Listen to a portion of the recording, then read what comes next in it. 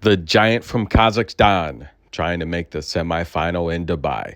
As always, this video is brought to you via the Doctrine of Fair Use, the Fair Dealing, and the Digital Millennium Act. We haven't talked much about Elena, but listen, guys, she's here after taking out some tough competition. Uchima in the first round.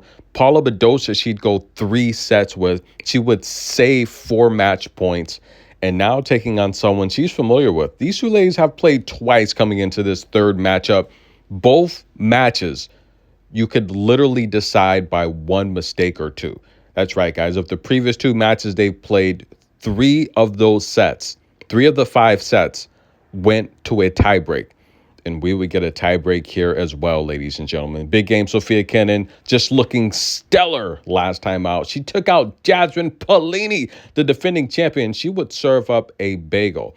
Also, she saved several match points against Marta Kashuk, and she also took out the hard-hitting Donna Vekic. Big game, Sofia Kenin, guys. I felt early on in this match she played well when it came to the short balls.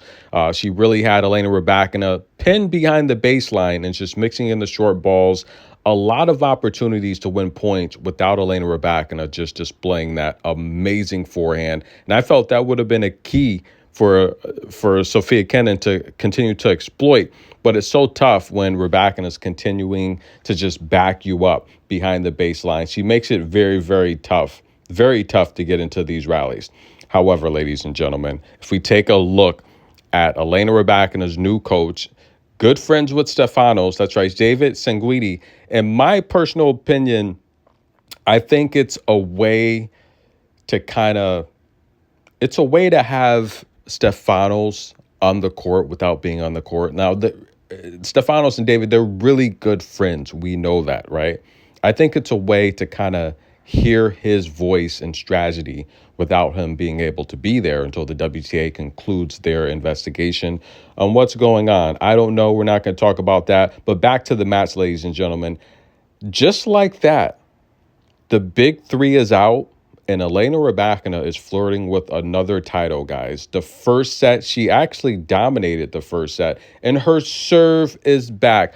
All of the criticism that I've been talking about, and this goes with Amanda Anisimova, right? I left her off my top 10 list. She starts to heat up. We've talked about Elena Rybakina here. I'm concerned about the aces. 7 aces in the first set, ladies and gentlemen. And I say this, she's going to go as far as her shoulder can take her, as far as her health can take her. And she dominated. 7 aces in the first set. 75% of her first serves won. 86% of Sofia Kenin's second serves won. 2 for 3 on break points. And she'd follow the first set up with a double-digit ace performance in the second set.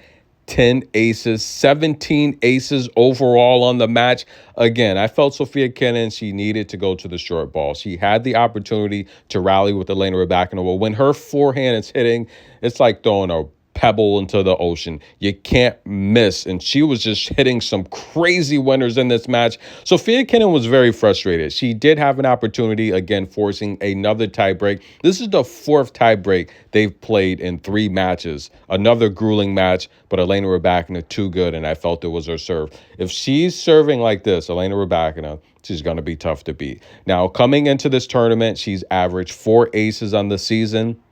Her last couple matches, she has, 25 aces, something like that, 25, 26 aces. She's now doing what we expect her to do. The service coming back, and maybe that was part of the game plan. Maybe just having David in her corner, really a true reflection of Stefanos since they're so tight. Maybe that's all she needed. How about 27 aces her last 2 matches? How about 34 aces her last 3 matches? So, look, she's averaging over 10 aces per match her last 3 matches. That's how it should be. Elena Rybakina's back. If she plays like that, she'll probably win the tournament. And just like that, ladies and gentlemen, she's right back in the discussion of being the best in the world. So, look, all the ladies, we've seen them go through their issues on tour, whether it's off court, whether it's coaching issues, whether it's mental, physical. But one thing we can all agree is when these ladies are on their game, they're going to be the best in the world. And next up for Elena Rybakina is going to be Mirra and Andreeva. That's going to be a tough match. Now, the head-to-head, essentially, if we count the exhibition, it's 1-1, right? At the World Tennis League, Mirra won that 6-2 a couple months ago. But Beijing in 23. WTA 1000, the tour is back in China. Big, big event. 3-set thriller. I did feel Elena took it very easy on Mirra that first set. I felt she really cranked up the energy the second and third set. But coming off of a win over Iga Swiatek, I feel Mirra Andreeva's, look, she's going to have the confidence to really compete here. So we're going to see what Elena Rybakina has. I definitely would go with Mirra to win a set there as the underdog. And the other side of the draw, we have the hard-hitting Clara Tauson taking on Muchova.